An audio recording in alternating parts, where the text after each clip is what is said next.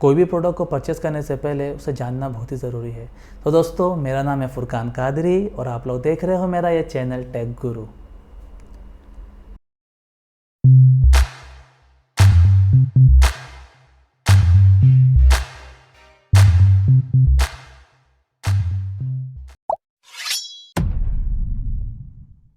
तो दोस्तों, कोई भी प्रोडक्ट परचेस करने से पहले उसके रिव्यूज़ देखना बहुत ही ज़रूरी है कि वो प्रोडक्ट का परफॉर्मेंस कैसा है, वो प्रोडक्ट है कैसा, जिन लोगों ने परचेस किए हैं उन लोग के क्या रिव्यूज़ है, वो लोग क्या कहना चाहते हैं उसका परफॉर्मेंस के रिलेटेड, या बहुत कुछ है, बहुत सारी चीज़ें होती है। हर प्रोडक्ट का एक अलग अलग चीज़ें होती है। जैसे कि अगर आप एक मोबाइल परचेस कर रहे हो, उसमें कितना GB रैम है और कितना GB रैम है, उसका रोम कितना है, ये सारी चीज़ें। सो आज के मेरे वीडियो में मैं आप लोग को साथ शेयर करने वाला हूँ कुछ डिटेल्स लैपटॉप और डेस्कटॉप के रिलेटेड। मेरे सारे डिटेल्स को जानने के लिए मेरे आप इस वीडियो को लास्ट तक देखें। सो दोस्तों, एक लैपटॉप या एक डेस्कटॉप परचेस करने से पहले आप लोग को ये चीज़ पता होना चाहिए कि आप लोग का यूज़ क्या है। अगर आप लोग एक डेस्कटॉप परचेस कर रहे हो या एक लैपटॉप और आपका एम है कि आपको सिर्फ एक नॉर्मल यूज़ के लिए चाहिए, मीन्स उसके अंदर आपका कुछ हार्ड वर्क नहीं है, कुछ एडिटिंग नहीं है, कुछ गेमिंग नहीं है, कुछ भी नहीं है, एक नॉर्मल यूज़ कि बस एक लैपटॉप लेके आप बैठ गए, थोड़ा बहुत एक्सेल में कुछ काम रहा वो कर दिए, हो गया, तो उसके लिए आई थिंक आपके लिए 20-25,000 तक के भी लैपटॉप इनाफ हो गए इस रेंज के। या अगर आपका बहुत हैवी काम है, आपको कुछ डिज़ाइनिंग करना है या गेमिंग खेलना है, तो उसके लिए आपको जाना होगा अप्रॉक्स लाइक 80,000 1 लाख, और उसके ऊपर भी बहुत सारे ऐसे लैपटॉप्स आते हैं, तो आप उसी के हिसाब से प्लान कर सकते हो।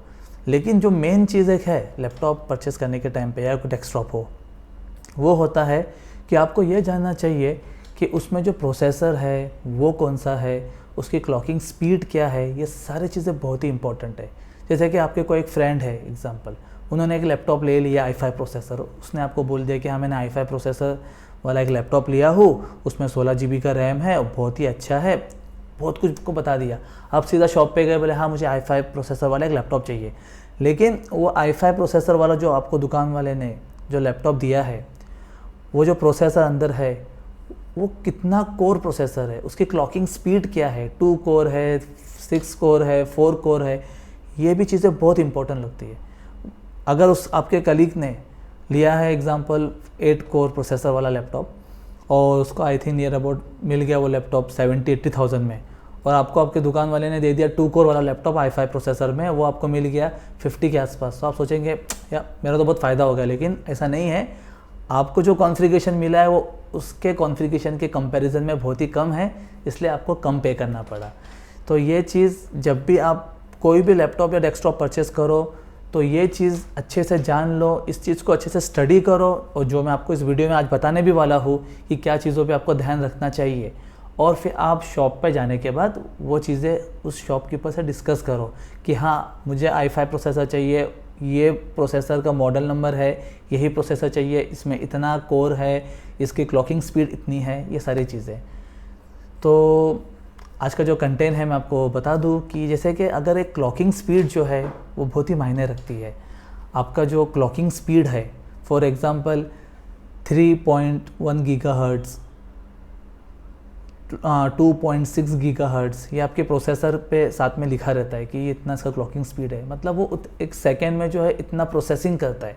फॉर एग्जांपल आपने 4.2 या समथिंग ऐसा कुछ गीगाहर्ट्ज़ आता है प्रोसेसर, तो इन द सेंस अगर आप लोग अपने लैपटॉप में कुछ प्रोसेस कर रहे हो, फॉर एग्जांपल आपने 10-12 गूगल क्रोम में टैब ओपन करके रख दिए हो, साइड में आप गेम भी खेल रहे हो और कुछ दूसरा भी काम कर रहे हो, तो आपका लैपटॉप एकदम स्मूथ परफॉर्मेंस देगा, एकदम अच्छा चलेगा, क्योंकि उसका जो आपने क्लॉकिंग स्पीड जो है ना बहुत ही अच्छी ली हो। ये चीज़ बहुत इंपॉर्टेंट रहती है, मीन्स अगर एक लैपटॉप या डेस्कटॉप परचेस करने के टाइम पर।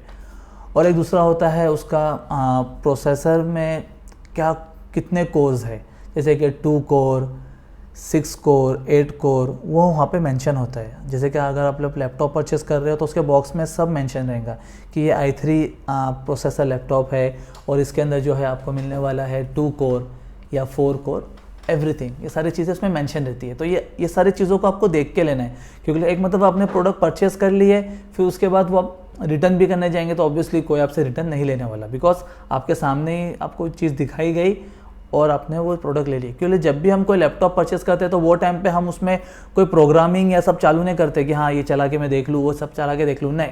नॉर्मली हमने एक लैपटॉप चालू कर दिए, देख लिया, हाँ सब एवरीथिंग इज़ वर्किंग फाइन, ठीक है चलो ले लो, ऐसा होता है। तो ये चीज़ों का बहुत ध्यान रखें।